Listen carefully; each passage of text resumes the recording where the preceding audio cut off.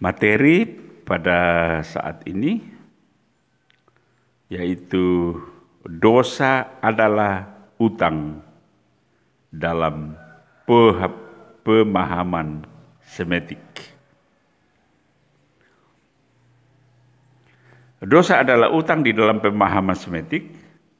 Itu dilatar belakangi oleh pemahaman ini bahwa adalah dosa itu memiliki konsekuensi mati,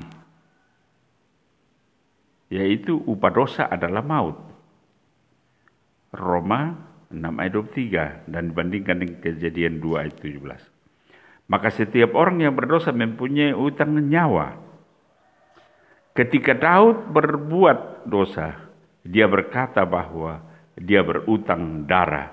Olehnya ia memohon pengampunan atau pelepasan dari utang itu. Mazmur 51 ayat 16. Lepaskanlah aku dari utang darah, ya Allah.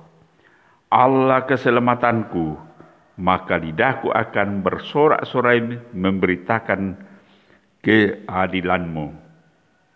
Alkitab menyatakan bahwa dosa itu identik dengan utang. Konsekuensi dosa adalah mati atau kebinasaan yang kekal. Roma 6 ayat 23a, bandingkan Kejadian 2 ayat 17. Maka harus ada nyawa untuk membayarnya agar dosa itu dapat ditebus. Pengampunan dosa dapat terjadi apabila ada nyawa yang dipakai untuk membayar utang atau dosa itu. Pengampunan dosa itu ibarat seseorang yang punya utang, tetapi dianggap lunas oleh si kreditor, di mana si kreditor mengambil alih kerugiannya untuk membebaskan pihak yang berutang itu. Itulah mengapa untuk penebusan dosa manusia, Tuhan harus datang ke dunia menyerahkan nyawanya sebagai pelunasan utang-utang, yaitu dosa manusia dengan cara mati di kayu salib. Pemahaman ini tidak dimiliki di dalam agama-agama lain, sehingga seringkali ada banyak pertanyaan, bahkan cibiran, mengapa Allah perlu hadir sebagai manusia hanya untuk mati di kayu salib? Seolah-olah Allah lemah dan tidak berdaya. Kematian Yesus bukanlah kematian martir, seperti kematian seorang syuhada yang berjihad. Kematiannya bukan pula sebagai kekalahan di dalam suatu peperangan, namun kematian Yesus Kristus adalah kematian kurban, di mana Allah merelakan dirinya sendiri untuk dikurbankan demi kasih yang begitu besar untuk menyelamatkan jiwa-jiwa orang yang dikasihinya. Dan kita bisa lihat di dalam Ibrani 9 ayat 22. Dan hampir segala sesuatu disucikan menurut hukum Taurat dengan darah, dan tanpa penumpahan darah tidak ada pengampunan. Dasar dari Ibrani 9 ayat 22 ini merujuk kepada ketentuan ibadah dengan kurban darah. Ini dibakukan di dalam hukum Taurat melalui Musa.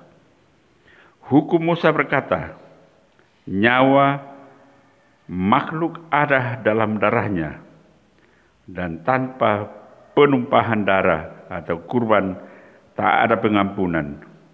Itu bisa kita lihat di dalam Imam 17 ayat 11. Ibrani 9 ayat 22. Ketentuan kurban penghapusan dosa atau kesalahan atau pelanggaran di dalam hukum Taurat keseluruhannya adalah dengan menumpahkan darah di dalam imamat. Dicatat macam-macam kurban sebagai berikut, yaitu ada kurban bakaran, bisa kita lihat di dalam Imamat 1 ayat 1 sampai 17, darah, kurban sajian, Imamat 2 ayat 1 sampai 16, tepung dan minyak, kurban kedamaian, keselamatan, Imamat 3 ayat 1 sampai 17, darah, kurban penghapusan dosa, Imamat 4 ayat 1 sampai 35, darah, kurban pelanggaran atau Imamat 5 ayat 1 sampai 13. Darah, orang miskin boleh memakai tepung dibakar di atas kurban. Darah binatang orang lain. Kurban penebusan salah, Imamat 5 ayat 14 sampai 19. 6 ayat 1 sampai 7.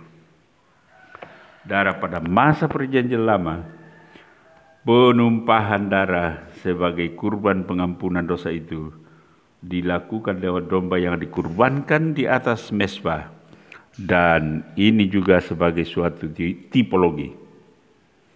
Hal ini dilakukan berulang-ulang untuk setiap kali pengampunan hingga digenapi oleh Mesias pada perjanjian baru. Inilah maksud Allah yang telah dinyatakan sejak mulanya, bahwa penutupan atau penghapusan dosa manusia tidak bisa dilakukan oleh cawat daun usaha sendiri manusia, melainkan hanya oleh kasih karunia Tuhan lewat kematian yang berdarah dari Sang Mesias sebagai kurban pelepasan. Pada perjanjian baru, tipologi-tipologi dalam perjanjian lama tentang pengampunan dosa dengan darah itu telah digenapi dengan kematian Kristus.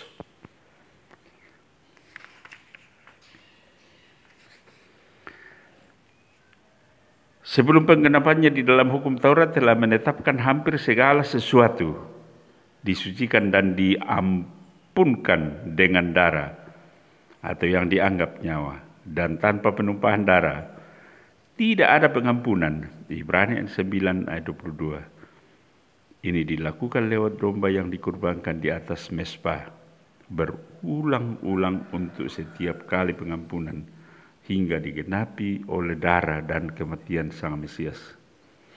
Darah yang dilambangkan sebagai nyawa ganti nyawa yang merupakan konsekuensi dosa telah digantikan oleh anak domba Allah yang sempurna, yaitu Yesus Kristus. Yohanes 1 ayat 29. Ini adalah sebuah kematian tukar guling yang merupakan win-win solution, atau semua pihak diuntungkan demi menebus kematian akibat dosa yang menjangkiti semua manusia keturunan Adam. Dari kenyataan dan pemahaman ini, kita umat Kristiani memandang betapa penting peristiwa Paskah bagi kehidupan manusia. Oleh peristiwa Paskah, manusia dimungkinkan masuk ke dalam kehidupan kekal di dalam Alkitab. Dialah Mesias yang dilambangkan dan dinyatakan sebagai anak domba yang tak bernoda, yang menjadi kurban penebusan dosa. 1 Petrus 1 ayat 18 sampai 19. Sebab kamu tahu bahwa kamu telah ditebus dari cara hidupmu yang sia-sia yang kamu warisi dari nenek moyangmu itu, bukan dengan barang yang fana, bukan pula dengan perak atau emas.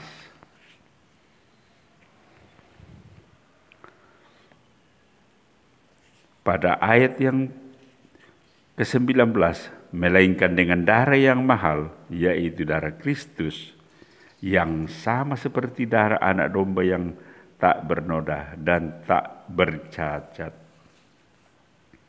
Peristiwa penyaliban dan darah dari anak domba Allah yang tercurah di kayu salib menandakan berakhirnya periode Taurat, suatu penggenapan yang sempurna karena darah dari anak domba penggenapan segala kurban dalam perjanjian lama, yaitu Allah sendiri.